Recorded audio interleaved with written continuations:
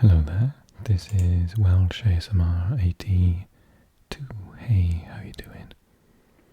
So this is the fourth episode in this series, fifth if you include my prediction video. If you haven't seen that, then check that out. And I've done videos on Group A, Group B and Group C of the World Cup in Qatar 2022 so far. So check them out if you haven't seen them. This is of course an ASMR channel, so that's why I'm talking like this. I hope you enjoy the video and that you find it either interesting or relaxing. So let's look at Group D. I'll be doing all of the groups before the World Cup starts in November, with extra videos coming out for the nations themselves. So Group D. It's an interesting one actually. Well, all the groups I've got to say that I've done so far I think are really interesting. So what we'll do in this video is I will look at the most recent teams called up for each nation, and then I'll talk about where I think they'll come based on their performance, on their potential and the players that they have. Okay, so let's look at France first. UEFA Group D winners. That's how they qualified. It's their 16th finals appearance. Last time in 2018, as with all the other teams. Winners then in 2018, plus in their home tournament in 1998. And in the FIFA rankings in March, they were number 3 in the world. Let's look at La France. So the French international team play in blue with an away kit of white, and their current squad in the last matches against Denmark, twice against Croatia and once against Austria in June for the 2022-23 UEFA Nations League matches, are as follows. Captain Hugo Lloris from Spurs, of course, with 139 caps. That's incredible. I would imagine either Ted Surt to start. Mike Mignon and Alphonse Areola got some call-ups too. Pavard, Kipembe, Konate from Liverpool, just his second cap. Koundé, Klaus, I'm not aware of him, he plays for Marseille, 4 caps. Saliba for Arsenal, 5 caps. Digne, Hernandez and his brother Hernandez, Luca and Theo for Bayern Munich and Milan. Actually, Theo's only had 7 caps, that's unusual, such a good player. Okay, so their defense looks pretty good. I can't remember, do they play Kimpembe in the middle? Because I've seen him play on the left for Paris Saint-Germain previously. Which means their middle was Koundé and Saliba maybe. Maybe there's some weakness. Oh no, Lucas moved to the centre as well, hasn't he? But again, he's more of a left, well, he started his career as a left back. So if there is a small weakness, it might be central defence, but I think when we look down at the recent call-ups, you'll see players' names that would improve that position. I'm just thinking, for example, of Man United. Rafa Varane was obviously one of the best central midfield defenders in the world. Upamecano, which only had 6 caps actually. Longley. Oh, has he gone to Tottenham? He used to play for Barcelona, of course. Yeah, maybe not. Okay, midfield, Guendouzi, Chouameni, Nkoku, Kamara, Rabiot, and Conte. Conte obviously amazing. Sort of a weakish midfield there, but I think that again, they're trying to give some people a chance. Some excellent players here. Tolisso, Lemar, Vertu. I hope Pogba's back in time for the World Cup. I know he was injured upon arriving back at Juventus. And then up front, Griezmann, Ben Yedder, Mbappe. I don't know if you've heard of him. Coman, Benzema and Diaby. Benzema probably looking to get the Ballon d'Or this year, do we think?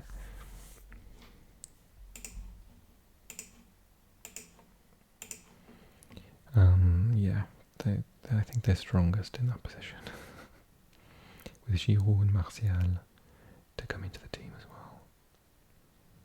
Oh yeah, Steve Mandanda will probably make the team, I think. We'll see. So I think France will win the group fairly easily.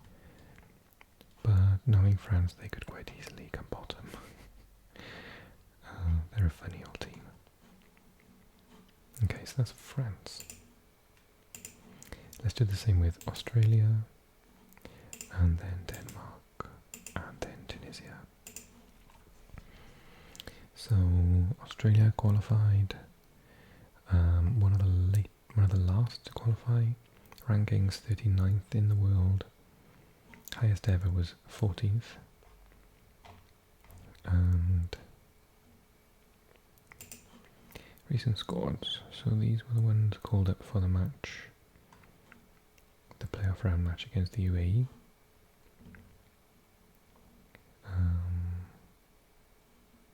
Okay, so in gold, Matthew Ryan. Oh, is he playing for Copenhagen now? Vukovic and Redmayne. Is he the one with the big beard now? And then you've got in defence Sainsbury, Behic, Degenek, Wright, Davidson, Karacic, Rolls, Atkinson and King. Compared to previous years, with 3 playing in Scotland, I'm kind of unfamiliar with their team for once because they always used to have a lot of players playing in England, but they don't seem to do that much anymore. Aaron Moy, I didn't realise he got to Celtic. Of course he played in England, then went to China. Irvine Hrustic, he's a very good player. Craig Goodwin, where did he used to play? Wahetta. Okay, that's how I know he is. And used to play a bit in the Netherlands. McGree, Dougal, Jeanro and Stensnes. Again, I don't really know much about their team. And then up front, Lecky, Mabille, McLaren, Duke, Boyle, Taggart, Delio and D'Agostino. So their team is a bit of a mystery to me. I mean, they've qualified, so they've done well enough to get here, but I think what's nice for them actually is that they have a lot of players playing in their own league, which, you know, can only increase its stature and strength. When you look at sides like, off the top of my head, Poland, Sweden, Croatia, when they have so many players who play abroad, it's unfortunate for their domestic league. Recent call-ups, Thomas Izzo, Ryan McGowan I'm familiar with, Wilkinson, Grant, Elder, Harry Suter I know, Brad Smith, Ryan Strain, Tom Rogic, who did he used to, was it Celtic? Yeah, Celtic, he's a really very good player. Diego Metcalf, Folamin Borello, Fornaroni, Rukavizia, Nabut, Economidis and Arzani.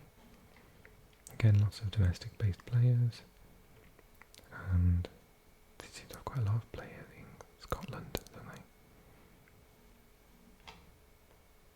So I find it difficult to predict how they'll do. They always show up and try their best, so they could get through out of the group. I think Denmark are probably one of the most consistent teams in this group, so I feel like they'll get through without too many hiccups. So Schmeichel, who's just moved to Nice to play alongside Aaron Ramsey, Peter Jensen and Iversen. I'm not familiar with either of those. They haven't got caps yet either. Joachim Andersen, Vestergaard. He's a good player. Nelson, Mæhle, Christensen, excellent player. Christensen, Larsen, Boilesen. Quite a strong defence there. From the backup, you've got Kjær, Bar, Maxu, Valentin, Sørensen.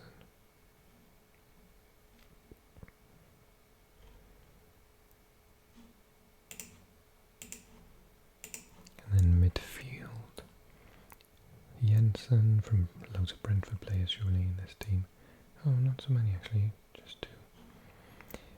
Hjulmon, Christian Eriksen obviously, Billing from Bournemouth. Oh, he only got 3 caps. Oh. Fass, Højbjerg, excellent player. Braithwaite, Barcelona up front. Let's look at the backups for the midfield actually. Thomas Delaney, outstanding player. Nøgaard from Brentford. Lindström, Nielsen, Jönsson, Stare, Christiansen and Falk. Has Falk only got 2 caps? And then up front, so there's some pretty decent, particularly Pierre and Christian Eriksen. And then up front, Braithwaite, very underrated, fantastic player. Skov Olsen, Skov, Damsgaard, who's just moved to Brentford, Jonas Wind and Cornelius. So, let's have a look. Poulsen, he is a really good player. Dolberg, excellent player. These will be in the main team. Dreyer, I don't know. Brun Larsen is decent. Sisto, unpredictable, but sometimes that works in his favour. Ure, Reis and Tarame. Yeah, these two are outstanding players. So I think that they will get in the squad without any problem. A really strong team, good tactics, difficult to beat. I think they will get out of the group. More so than France, actually, because I think that they've got enough about them to get a result against France. And I just don't see them sort of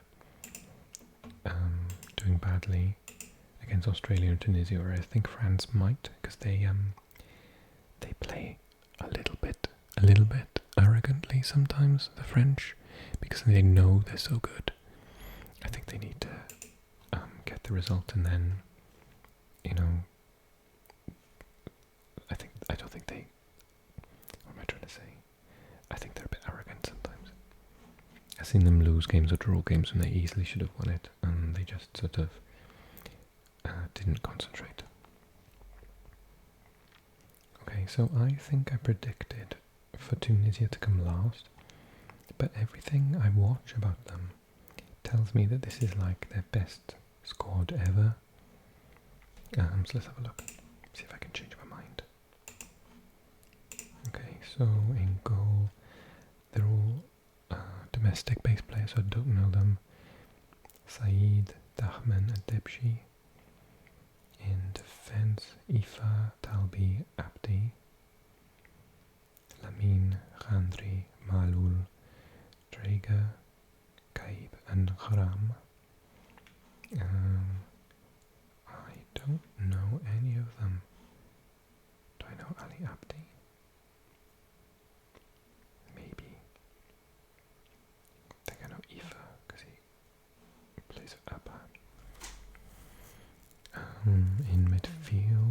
Sadim Mejbri, yes, I know him, Manchester United player.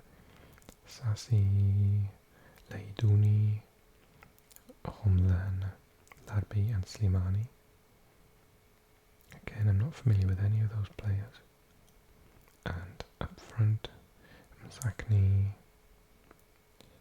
Khenisi, Jebali, Shaziri, Naim Sliti. Yes, he's an excellent player. Plays for Al Ettifaq in Saudi Arabia. And Ashuri.